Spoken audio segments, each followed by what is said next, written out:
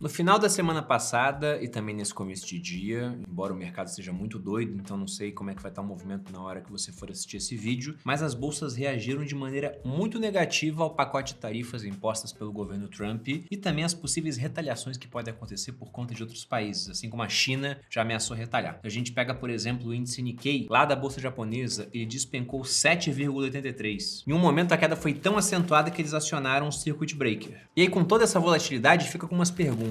Primeiro, o que está acontecendo? Segundo, quais as repercussões que a gente pode ter das tarifas adotadas pelo governo Trump ao redor do mundo? E o terceiro ponto, se isso é uma oportunidade, se é um risco e o que eu estou fazendo nesse momento. E antes de entrar no assunto do vídeo, eu vou lembrar que hoje, às 8 da manhã, nós abrimos inscrição para o Viver de Renda, turma 30. Pois é, o Viver de Renda trintou, já são 8 anos fazendo isso, com mais de 45 mil alunos que passaram pelo Viver de Renda. Então, para você que aprender a investir, ainda que não saiba nada, começando do zero, você pode entrar aqui na turma, nós te pegamos pela mão, porque se você assistir as aulas gravadas, acompanhar as lives, tirar as dúvidas com a equipe de suporte que responde absolutamente todas as dúvidas, você aprenderá a investir. Então, para quem quiser fazer parte, link aqui na descrição, espero ver vocês na turma, começo na próxima segunda. Agora, começando aqui com os assuntos, pelo que está acontecendo, bom, sobre tarifas, na semana passada, na quarta-feira, eu fiz um vídeo específico sobre esse assunto. Então, só falando aqui rapidamente desse assunto, já que os detalhes estão nesse vídeo que você pode encontrar aqui no card, o governo Trump, ele tem essas tarifas como uma das bases do seu programa econômico. Ele anunciou tarifas sobre 126 países, o Brasil incluso, pegamos uma tarifa mais tranquila de 10%. Isso nada mais é do que essa política do America First do Trump e uma parte do que ficou chamado como Acordo de Mar-a-Lago, que seria um acordo com alguns objetivos. O primeiro deles é enfraquecer o dólar, até disso vem o nome do acordo, porque lá atrás, nos anos 80, tivemos o Acordo de Plaza, feito no Hotel Plaza, com o mesmo objetivo, só que ele vai além. Ele também quer reduzir os juros dos títulos de 10 anos do Tesouro Americano. Ele pretende reindustrializar os Estados Unidos e, com isso, reduzir o déficit comercial, já que o americano compraria muito mais de dentro do país do que de fora. E para conseguir esses 4 objetivos, o governo Trump ele tem 3 pilares principais. O primeiro é manter um dólar mais fraco, e você vai entender o porquê disso aqui ao longo do vídeo. Segundo, é ter uma indústria doméstica mais forte, tem a ver com essa parte da reindustrialização dos Estados Unidos. E o terceiro ponto, a substituição da dívida de curto prazo por títulos com duração entre 50 e 100 anos, sem o pagamento de juros periódicos, o que diminuiria a despesa com o serviço da dívida. Ô Bruno, mas por que o Trump quer enfraquecer o dólar, para que a gente possa começar o nosso papo? Porque um dólar mais forte, ele prejudica a competitividade da economia americana comparada à economia global. Os Estados Unidos, depois de 44, o acordo de Bretton Woods, já no final da Segunda Guerra Mundial, conseguiram colocar o dólar no lugar de moeda de reserva global. De modo que a partir daquele momento, e depois tivemos alteração nisso em 71, mas o dólar tinha o seu lastro em ouro e as outras moedas tinham lastro em dólar. De modo que os bancos centrais pelo mundo inteiro acumulavam dólares no seu balanço. E até 71 poderiam trocar os dólares por ouro que estava guardado nos Estados Unidos. O ponto é que se o dólar é essa moeda tão demandada por todo mundo, hoje 8 bilhões de pessoas, ele tende a ter um preço relativamente mais alto. Isso é um bônus, porque os Estados Unidos podem comprar do mundo inteiro gastando menos, até porque eles podem criar moeda continuamente. Eles inclusive estão fazendo isso, porque são um país que tem déficit tanto comercial quanto fiscal, e desde a pandemia numa velocidade mais acelerada. Só que também tem um ônus disso, porque se a moeda deles é muito valorizada, fica mais caro produzir no país em comparação a países emergentes, principalmente, que tem custo de produção mais baixo. Então os Estados Unidos acabam exportando sua matriz produtiva. As empresas não ficam lá, vão para outros países, como por exemplo Vietnã, China, Sudeste Asiático no geral. Quando o preço lá começar a ficar mais alto, provavelmente irão para a África. E aí se o Trump ele consegue enfraquecer o dólar e tornar o que vem de fora também mais caro, com as suas barreiras protecionistas, as tarifas que ele está aplicando, aí pode ficar mais interessante produzir nos Estados Unidos. Com isso ele consegue essa reindustrialização, os americanos param de importar tanto, o que provoca o déficit comercial, eles importam muito mais do que exportam, o que do ponto de vista eleitoral também é interessante para os republicanos. Vamos lembrar que o Trump não tem mais a oportunidade de se reeleger, porque lá fora você só pode ter 2 governos e não interessa se é reeleição ou tem uma pausa no meio, como foi o caso do Trump, mas muito possivelmente ele quer emplacar um sucessor republicano. E a base eleitoral do Trump,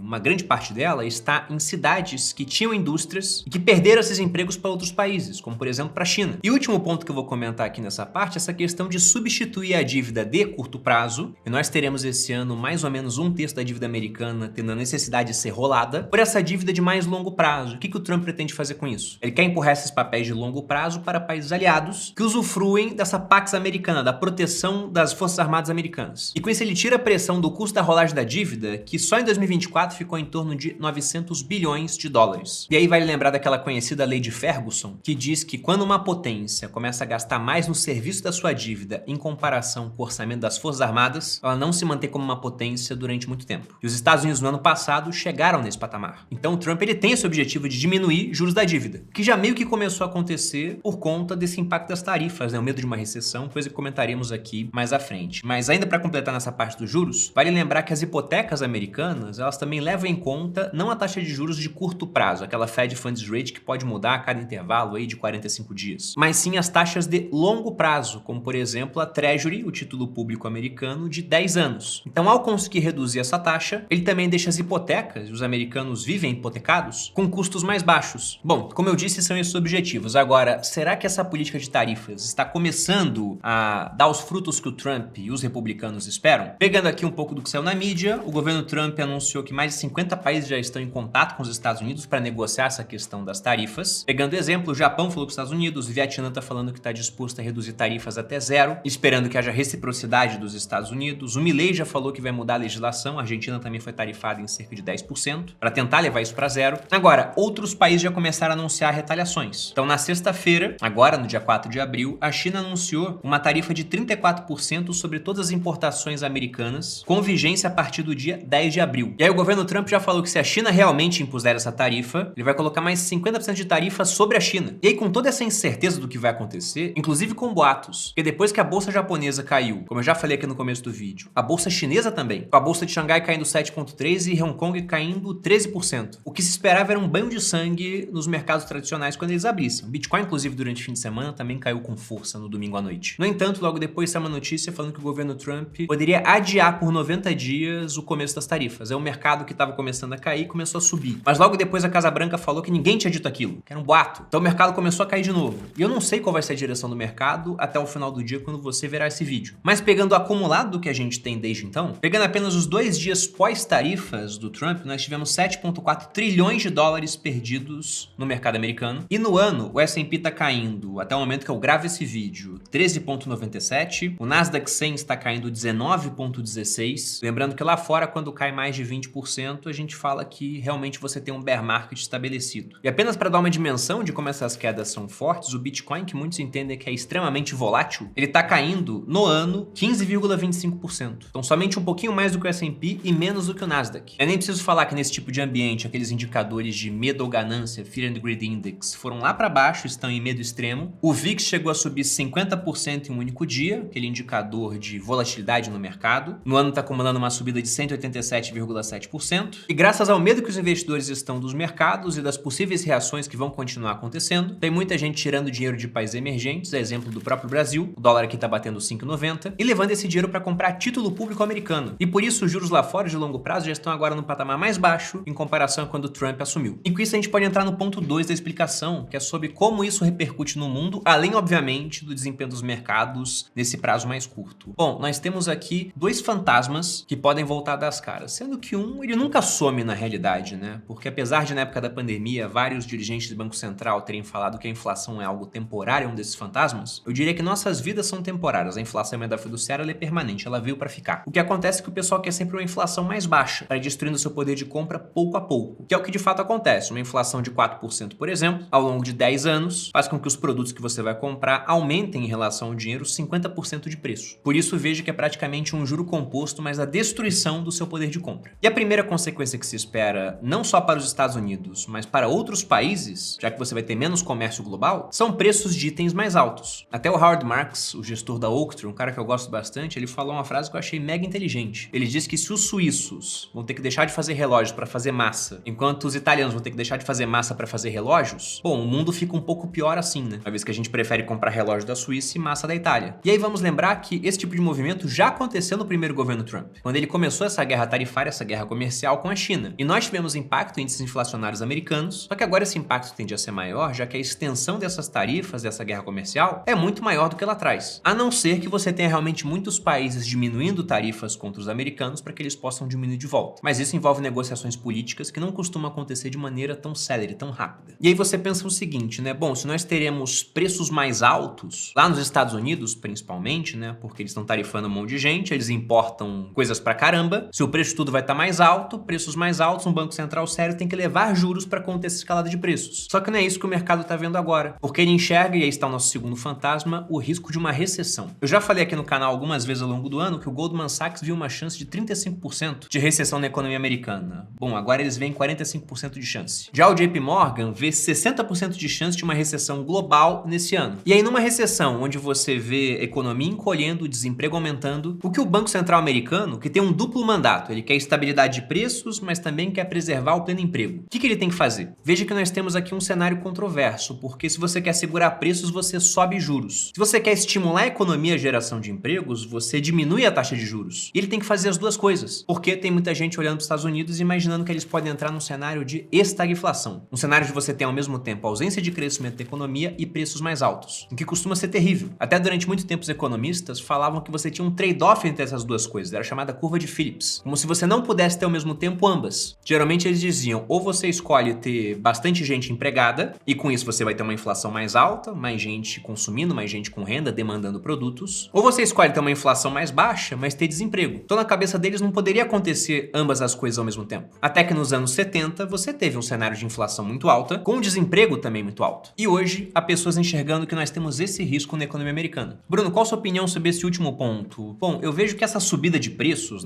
ela é incômoda, logicamente, para o consumidor. Quando você coloca uma tarifa para um outro país, quem paga essa conta, na verdade, é a sua população. Mas vamos lembrar que esse aumento de preços, essa consequência da tarifa, não é a mesma coisa que a gente vê quando, por exemplo, o governo cria moeda e fica criando continuamente, o que acaba gerando como consequência também aumento de preços. Mas veja que a causa é diferente. Então até pode ser que você tenha um cenário inicial de estagflação, mas eu não acho que isso deve durar muito tempo. E aqui eu não tô falando que as medidas do Trump vão dar certo. Eu tô curioso para descobrir. Talvez nem ele saiba, Porque também pode ser que ele crie essas tarifas agora, de repente ele tire. Agora o ponto é que uma aposta, se ele realmente mantiver as tarifas, é de que a economia americana é muito dinâmica e comece a produzir mais lá dentro. O que iria amenizar esse impacto da inflação e provavelmente gerar mais empregos, amenizando também esse impacto recessivo. Então o que tá parecendo é que ele está topando o risco de ter uma recessão no curto prazo, vê a queda de juros, o que é bom para essa rolagem da dívida, e espere que depois ele venha colher recompensas positivas. O que teria que acontecer rápido, porque no meio do mandato você tem eleições parlamentares. Então vai ter gente sendo eleita para a Câmara dos Deputados e para o Senado americano. E com a queda de popularidade do Trump,